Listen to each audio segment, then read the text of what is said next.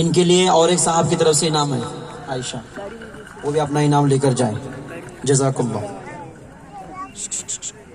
آئے علماء کرام کا ہم تہہ دل سے شکر ادا کرتے ہیں. ان کے لیے ادھر اسٹیج کے دائیں اور بائیں جانب کرسیوں کا انتظام ہے، وہاں پر تشریف رکھیں. اب میں نکہت پرویز بارودے والے کو تقریر کے لیے دعوت دیتا ہوں. السلام علیکم ورحمۃ اللہ وبرکاتہ. دنیا کی کتابوں میں قرآن چمکتا ہے، دنیا کی کتابوں میں قرآن چمکتا ہے، قرآن میں اللہ کا فرمان چمکتا ہے، قرآن میں اللہ کا فرمان چمکتا ہے. عادت جو بنا لے قرآن کی تلاوت کی، عادت جو بنا لے قرآن کی تلاوت کی، اللہ کی نظروں میں وہ انسان چمکتا ہے، وہ انسان چمکتا ہے. بسم اللہ الرحمن الرحیم. میرے تقریر کا عنوان ہے اسلامی تبلیغ ہمارا مشن. سبحان اللہ عدد خلقیہ ورضا نفسیہ وزینات عرشیہ ومداد کلماتی. الصلاۃ والسلام علی رسولہ. اما بعد. اٹھ کے ابز میں جہاں کا اور ہی انداز ہے، اٹھ کے ابز میں جہاں کا اور ہی انداز ہے. مشرق اور مغرب میں تیرا ہی آغاز ہے، مشرق اور مغرب میں تیرا ہی آغاز ہے. محترم سامعین کرام اور آج کے ہمارے مہمان خصوصی، تخلیق کائنات کے بعد اللہ تعالیٰ نے کسی نہ کسی انسان کو نبی اور رسول بنا کر بھیجا تاکہ وہ لوگوں کو ایک اللہ کی دعوت دے اور لوگوں کو اللہ کے حکام سے آگاہ کرے اور تمام انسانوں کو مرجع الہی سے اشا نہ کرائے.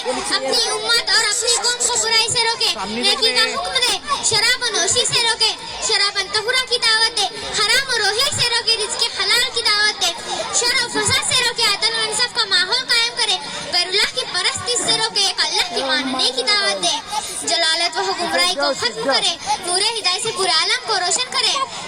نبوت کا سلسلہ آدم علیہ السلام کے زمانے سے لے کر شروع ہوا، حضرت محمد صلی اللہ علیہ وسلم پر ختم کر دیا گیا، لیکن برائیاں تو قیامت تک پائی جاتی رہیں گی، شر و فساد کا وجود تو قیامت تک باقی رہے گا.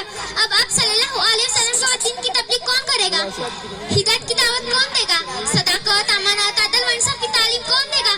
اللہ سے کون ڈرائے گا؟ جنت و جہنم کے راستے کون دکھائے گا؟ لیکن اللہ تعالیٰ نے اس کا بھی انتظام کر دیا اور فرمایا تم لوگ سب سے بہترین امت ہو، خیر کا حکم دیتے ہو، برائی سے روکتے ہو.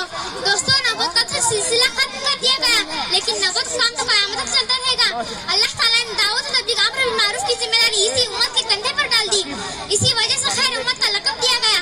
حضرت گرامی ساتھ ساتھ یہ بھی بتاتی چلتی ہوں، امر بالمعروف انل منکر کی ذمہ داری کس کس پر تھی؟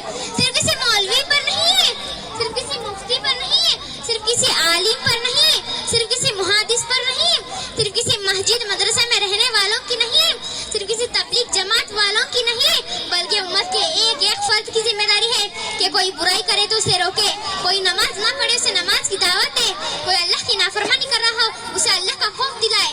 باپ بیٹے کو سمجھائے، ماں بیٹی کو سمجھائے، بیٹی ماں کو سمجھائے، بھائی بھائی کو سمجھائے، ایک دوست دوسرے دوست کو سمجھائے. جس کے بھی سامنے جو برا کرے اسے روکے اور اچھے کام کی ترغیب دے.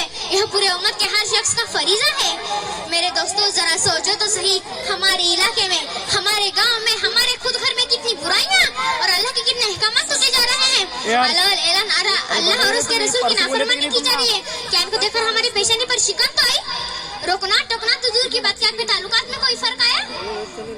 آپ کے بیٹے بے نمازی، آپ کی بیوی بے نمازی، آپ کے بہن بیٹیاں بے نمازی، آپ کے گھر والے بے نمازی، لیکن بتاؤ آپ نے نماز چھوڑنے پر ایکشن لیا؟ نہیں، ہرگز نہیں. چاہے اللہ کا حکم ٹوٹ جائے، بیٹے سے محبت برقرار ہے، چاہے اللہ کا حکم ٹوٹ جائے، بیوی سے محبت برقرار ہے، چاہے قرآن کا قانون ٹوٹ جائے، دوستوں سے دوستی برقرار ہے. کتنے دکھ اور افسوس کی بات ہے کہ ہمارے سامنے کوئی برائی ہو اور ہمارے زبان میں زمبش ٹکرائے اور ہمارے سامنے رسول صلی اللہ علیہ وسلم کی نافرمانی کی اور ہمارے بدن میں کفر اور تاریخ ہو اور وہ بھی کیسے اللہ اور ان کے کاموں کو آج تک ہم نے اپنا نہیں سمجھا. دوستوں، پورے امت کے ایک ایک فرد پر امر بالمعروف انل منکر کی ذمہ داری ہے. جیسے صحابہ اکرام نے شہید ہو کر دین کی خاطر موت کو زندگی پر ترجیح دی، ایسے ہمارے اوپر بھی ذمہ داری ہے کہ ہمارے اندر شہن صحابہ پیدا کرے، خالد بن ولید پیدا کرے، ابو عبیدہ جیسا جگر پیدا کرے. اس لیے آئیے ہم سب سچا وعدہ کریں، عہد کریں، ہر حال میں دین کی دعوت دیں گے، اسلامی تبلیغ کریں گے، لوگوں کو مسجد میں بلائیں گے، مسجدوں کو آباد کریں گے. جتنی بھی حالتیں آئی، جتنی بھی مصیبتوں کا سامنا کرنا پڑے گا، سب کچھ برداشت کریں گے، مگر دین کی تبلیغ کرنا نہیں چھوڑیں گے. ہر حال میں دین اور تبلیغ کر ہمارا مشن ہوگا. اللہ تعالی ہم हम सबको दिन की खिदमत के लिए कबूल फरमा, हमारे कोताहियों को माफ फरमा। आमीन सुम्मा आमीन। अस्सलाम वालेकुम।